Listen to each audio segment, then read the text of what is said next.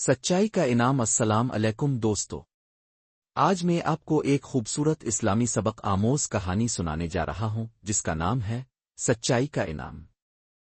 یہ کہانی ہے ایک ننھے بچے احمد کی جو ہمیشہ سچ بولتا تھا چاہے کچھ بھی ہو جائے۔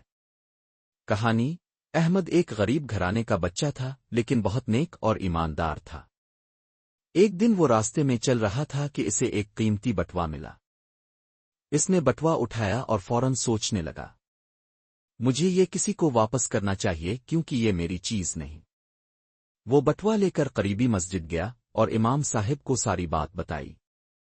امام صاحب نے اعلان کروایا اور جلد ہی ایک بزرگ مسجد آئے جن کا وہ بٹوا تھا۔ بزرگ نے احمد کا شکریہ ادا کیا اور کہا، بیٹا تم نے سچ بول کر میرے دل کو خوش کر دیا ہے۔ انہوں نے احمد کو دعائیں دیں اور اسے تعلیم کے لیے مدد دینے کا وعدہ کیا۔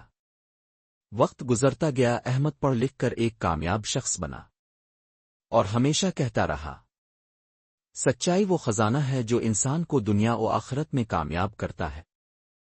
اختتام: دوستو، اس کہانی سے ہمیں یہ سبق ملتا ہے کہ سچ بولنے والا کبھی نقصان میں نہیں رہتا۔ اللہ تعالیٰ سچ بولنے والوں کو دنیا اور آخرت میں عزت عطا کرتا ہے۔